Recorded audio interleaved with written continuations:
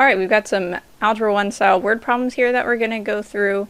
They were provided to me by a good friend, Mrs. Chong, who's a math teacher, so thank you, and shout out to anybody who's in her class. Go ahead and leave me a comment to say hi if that's you. We've got a group of bikers on number 1 that goes on an adventure. The support van carries their stuff, and they begin the adventure with 189 pounds of food, which sounds like a lot. They plan to eat a total of 21 pounds of food per day. Part A says write an equation relating the amount of food remaining R to the number of days D. So we are starting with 189 pounds. And each day we are going to subtract the 21 pounds that we eat. But that's happening per day, and they've told us to use D for day. So if we were only doing the first day, we just have to do 189 minus 21, and that would give us the amount. But the more days pass, the more times we'll have to subtract 21. So we need to put the letter D next to 21 so that if we're trying to figure out how much is left on the 5th day, for instance, all we've got to do is put 5 here. 21 times 5, subtract it from 189, we're good to go. The R we need to put on the other side of an equal sign, because that's what we're using this equation to find, theoretically, is how much food is remaining after a certain number of days. So this would be an example of an equation that relates it, and you might come up with something else that would also work, that it would probably need to be this but rearranged. Like I'm thinking if you had R plus 21D equals 189, that actually also works. And that's just if you were like, well, I have some remaining plus the 21 I use each day, and that's supposed to equal 189, then yeah, that logic works. Part B, the group plans to eat the last of their food on the last day of the bike tour, assuming the raccoons don't get into their food supply this time. How long do they expect the biking adventure to last? So in other words, they're hoping that their remaining food will end up as 0. And so how many days will that take? So it's not that they want their days to equal 0. That doesn't make sense. It's that they want how much food they have. They want to just end up using all of it, which would be pretty impressive if you ask me, for them to plan that well. So I'm going to solve this equation by adding 21D over to the other side, although you could subtract 189 if you prefer to do it that way. And hopefully 189 is divisible by 21. What do you guys think? I believe it goes in 9 times. So they are expecting their trip to last for 9 days.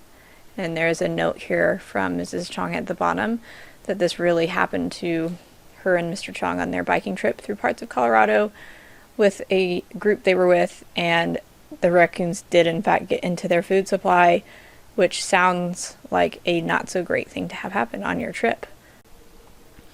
Moving on to number 2, at a certain time of the day, there is an 8-foot shadow for a 20-foot building. At the same time, an oak tree casts a 12-foot shadow. How tall is the oak tree? So this is a situation where this might be our building, and it is 20 feet tall. It is casting an 8-foot shadow, and we have an oak tree that is actually has a longer shadow, so I've probably proportioned this badly.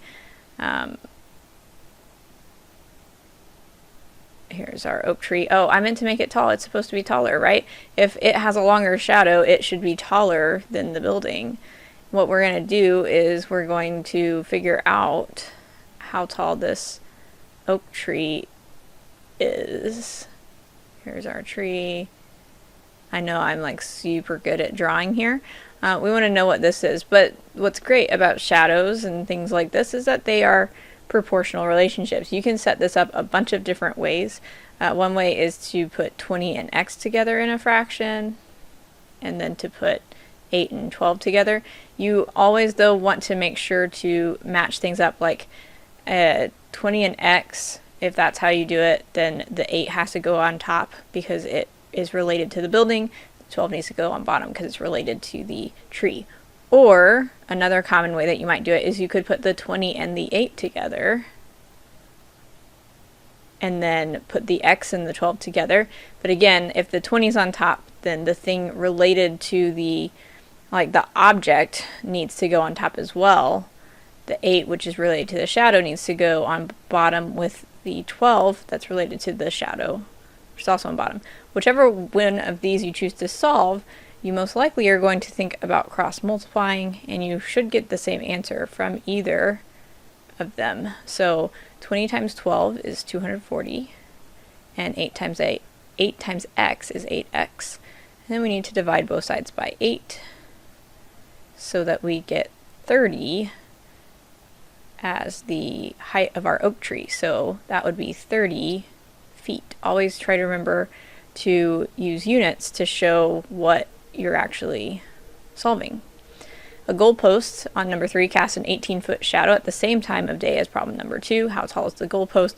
So that means that we can use the same proportions. So we can use the building, for instance, which is 20 over 8, to figure out how tall this goalpost is. It has an 18-foot shadow. So we're going to put the 18 on bottom, since 8 was also the shadow. We want them to match up. So then we will cross multiply 20 and 18 and 8 and x. 20 times 18, I don't really need that equal sign right there. 20 times 18 is 360, and 8 times x is 8x. So we divide both sides by 8. And we think 360 divided by 8, well, 8 goes into 36 4 times with 4 left over, so 8 goes into 45 times, so that goalpost is 45 feet. So it's all about setting up those proportions.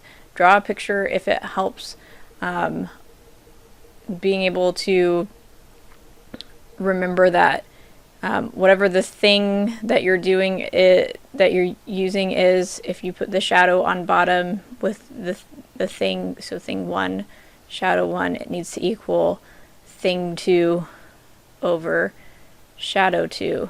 I'm regretting my choice of pen here a little bit. Anyway, or having thing 1 over thing 2, that's fine too. You just have to make sure that you put shadow 1 over shadow 2. Easy peasy. Here we have Aaron and Alice bowling, and since Aaron and Alice have the same first letter of their name, I'm going to choose to use different letters like X and Y. It tells us some information about their bowling scores and wants us to find their scores. So Alice's score is twice the difference of Aaron's score and 5. So it's saying if we take Aaron's score and we subtract 5, it's twice that difference. So we have an equation here that we can solve. And then it's saying that the sum of their scores is 320. So in some ways this is a little bit tricky, depending on how far you are in Algebra 1 and how you want to solve this. Their scores together add up to be 320. We know that Alice's score is this much. So what we want to do is we want to put Alice's score, what it equals, we want to put it right here in this other equation. So what we know about Alice's score added with Aaron's score is going to give us 320. So then we just need to work this out. So distributive property this, and then we want to add the y's together, and then we want to add 10 to both sides, and divide by 3. So we get y equals 110. So that's Aaron's score. And then we're going to subtract that from 320 to get Alice's score. So 320 minus 110 is 210. So that is Alice's score. Way to go, Alice. For knocking that bowling game out of the park. Number 5, we've got Mrs. Chong's kids home from college for break, and all they want to do is sleep in. I feel ya, Mrs. Chong's children. I feel ya a lot there. But Mrs. Chong is not able to sleep yet because she's not on break, or not sleep in yet. Hopefully she's getting some sleep, but who knows. Mrs. Chong slept 2 hours less than Joshua. Timothy slept twice as many hours as Mrs. Chong. Added together, they slept a total of 30 hours. How much sleep did each person get? So together they add up to be 30. It tells us about Mrs. Chong twice. And so Mrs. Chong slept 2 hours less than Joshua. Timothy slept twice as many hours as Mrs. Chong. So Timothy's could be represented by like 2C. So Timothy is equal to twice as much as Mrs. Chong. Way to go, Timothy. Joshua, he slept more than Mrs. Chong. Mrs. Chong slept 2 hours less than Joshua. So if we take Mrs. Chong's amount of sleeping and we add 2 to it, we would get how much Joshua slept. So that would be C plus 2. And then, of course, Mrs. Chong's amount of sleep would be equal to C. Oh, sorry, that's not supposed to be an equal sign there. That's supposed to be a plus sign. So what I've done here is I've said I've got three people, but they each can be represented by how much Mrs. Chong slept. Joshua actually slept 2 hours more than Mrs. Chong, so we've got C plus 2. Timothy slept twice as much, so that's 2C. But we also, represent Mrs. Chong herself with a C. So then we can solve this equation. So C plus 2C is 4C. And then we subtract 2. So 30 minus 2 is 28. Then we can divide 4 in evenly, and C equals 7. Now it says how much did each person get. So Mrs. Chong got 7 hours. Well done, Mrs. Chong, because that's actually not too bad for an adult during crunch time of work. Joshua slept 2 hours more because Mrs. Chong slept 2 hours less than Joshua, so Joshua got 9 hours. Now, I don't know how realistic this is, but Timothy, 14 hours is too long. I mean, well done if you can manage it. I don't know when the last time I slept 14 hours was, but it's a while ago. So good job there. Alright, this is the last word problem I've got for you. We have a graph here, just a nice line. It says it shows Mrs. Chong's imaginary fish tank that has sprung a leak. So definitely do not hold on to imaginary leaky fish tanks, Mrs. Chong. It's time to get rid of that and find something that works a little better. Alternatively, perhaps next time you can fix it and fill it with water, because that would also be a similar linear thing happening. How much water is in the fish tank when it was full, and how fast is it leaking per minute? So at time 0 here, we're at 25. This is in gallons, it looks like down here. So whenever it was full, there were 25 gallons. Okay, so that's essentially our y-intercept. How fast is it leaking per minute? So, well, that's a little tricky if we start with this 25. Maybe we could look for places where we've got nice points, though.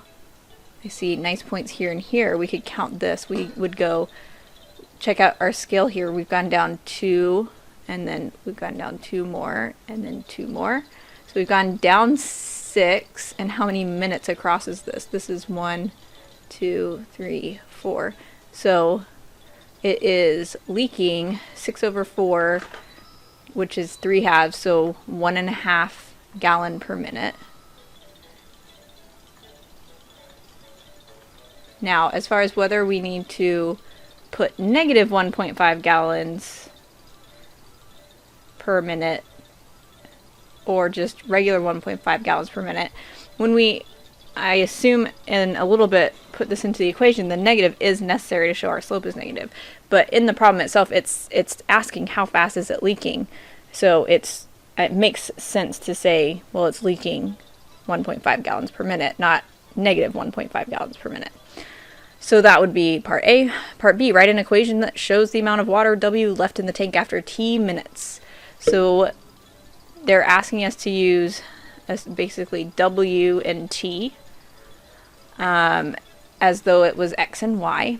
And this is basically asking us to put something into Y equals mx plus b. So our slope, which is 1.5, or 3/2 if you'd prefer, and is negative, needs to go in front of t. I don't think it really makes a huge difference to us whether we use a decimal or a fraction here, because of what we are doing with it. We're not going to end up graphing this anymore. We've already graphed it, so I think a decimal is fine, especially since it's such a nice decimal. The 25 is our y-intercept, so that's going to go at the end. We just used w and t instead of x and y because that's the information. It helps us know what information we're plugging in.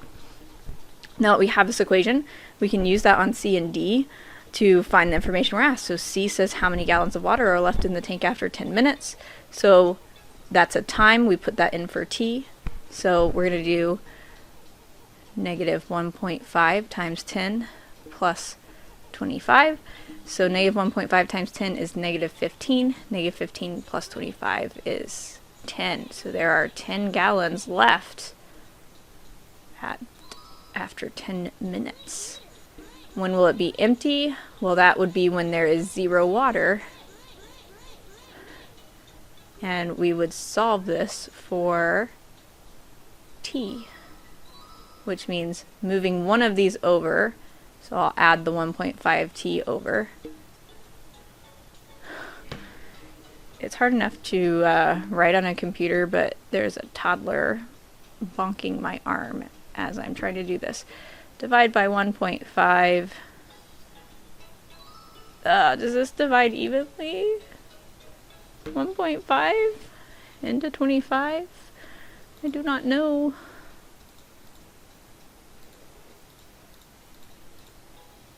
Nope. Well, depending on whether you're allowed to use a calculator on what you're preparing for, this would be 16 2/3, or another way of getting that, we might have ended up with the improper fraction if we'd left this as negative 3/2. But that's how long it will take, is 16 2/3 of a minute. Hopefully she figures out it's leaking before that 16 minutes is up so she can stop it and not have a huge mess of water on her hands. Thanks so much for watching. You know, if you're in Mrs. Chong's class, definitely give me a shout out. If you're not in Mrs. Chong's class, I still would love a like, a comment, and a subscribe. Good luck to you on whatever you're doing, whatever has made you watch this math video, and see you in another video. Okay. Get up first. You want to get up there too? Yeah. Okay, can you be quiet while you're doing it? Wouldn't it? That would be an example of not being quiet. Yeah. Are you singing?